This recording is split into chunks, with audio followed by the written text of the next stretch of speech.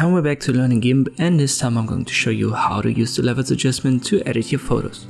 We're going to go over the basics, and I'm going to create a copy for this so that we can compare it to the original. It's active in the layers menu, and I go to colors and there's the levels menu. Check the preview and you can see this button for curves. So you can jump directly to the curves, and that already shows you that the levels and curves adjustment is somewhat of the same, or it has at least a comparable effect to your photos. I've already made a video about curves, so if you want to know what it is in detail, check out my playlist. We're going to talk about the levels here. You can adjust the histogram right here, use for example a logarithmic instead of a linear one. But for beginners, just keep the default, so click on reset and we'll start here. We've got input and output levels. And you can see both as, you could say, the opposite side of the same coin. So the input, if I go from left to right, I'm going to darken the photo. And for the output, it's the opposite, so left to right now makes it lighter.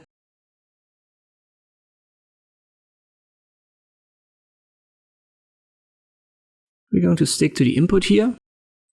Again, on the left hand side we've got the darker parts, and if we go to the right it gets darker, and right to left makes it lighter.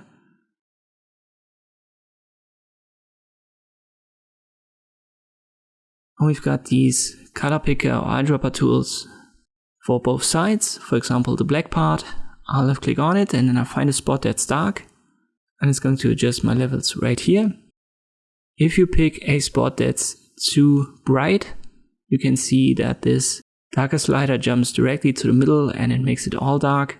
And this is what this eyedropper tool does. You just define a point that's going to be the darkest in your photo, and all of the other points in the photo will be adjusted in relation to it.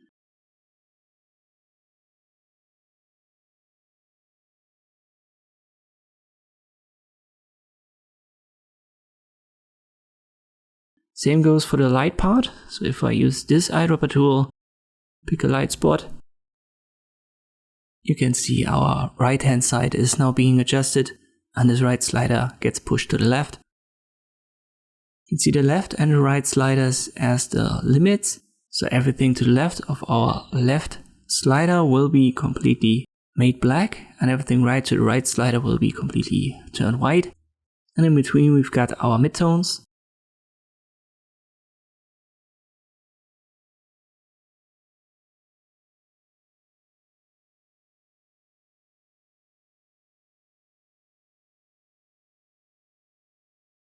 Under channel, you can also pick the RGB channels individually and then adjust the colors. So if I pull the right hand side for the red channel to the left, you can see that our scale changes a little bit. So we're going to add more red parts to it. And from left to right, we're going to subtract it a little bit.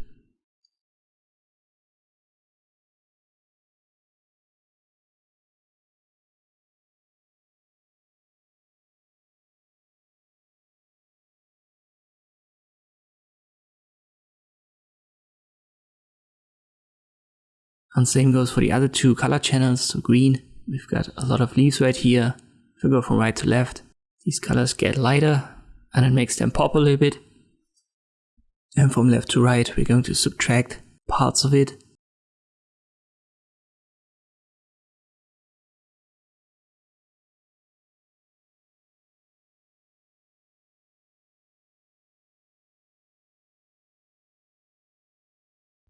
And in between we still have the midtones for the specific color.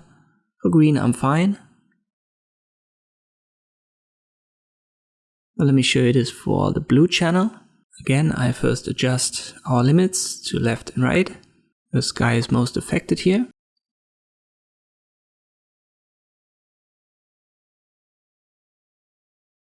And now I adjust the slider in between, but not too much or it's going to get too yellowish.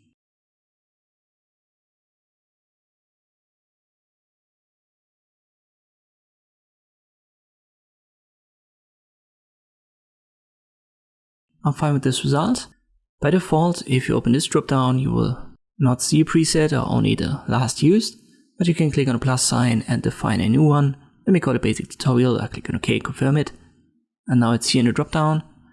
So if I, for example, reset it all and have the default values back, I can just use this drop down, basic tutorial, and all of the adjustments are added to this photo. Let's confirm it, we are okay. And here's the comparison to our original. Thanks to this levels adjustment, we now have a completely different feel. And these are the basics of using the levels to adjust your photos in Gimp. I hope this video was helpful, thank you for watching, and I'll see you next time.